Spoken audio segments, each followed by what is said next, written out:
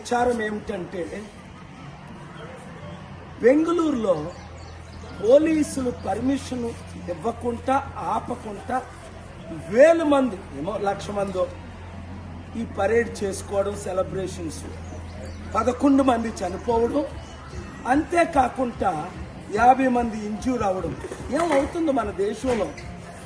అంతేకాకుండా ఇప్పుడు నిర్మల్ చూడండి, తెలంగాణలో నిర్మల్లో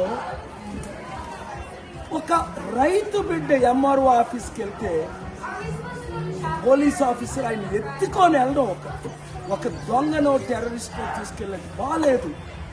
అలాగే తెలంగాణలో కూడా ఎన్నో ఇన్సిడెంట్స్ ఇలా జరుగుతున్నాయి, ఒకటే కాదు నిర్మల్లో.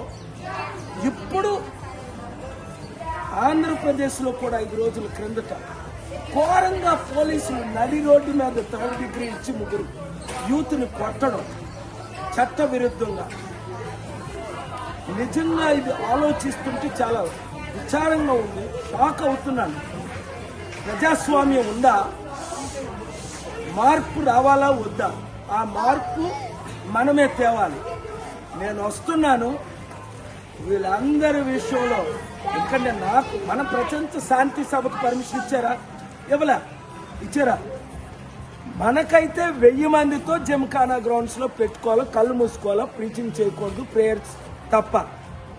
వీళ్ళకైతే ఎలాగ, ఇదే కాంగ్రెస్ గవర్నమెంట్ కర్ణాటకలో కూడా ఎలాగ 1,00,000 మందితో పరేడ్ చేయించారు అంటే ఇష్టం వచ్చినట్టు కొంతమంది పోలీసులు చేస్తున్నారు, అందరూ కాదు. చట్టపరమైన చర్యలు తీసుకోవాలి, మార్పు రావాలి. ఈ వీడియో అందరికీ షేర్ చేయండి.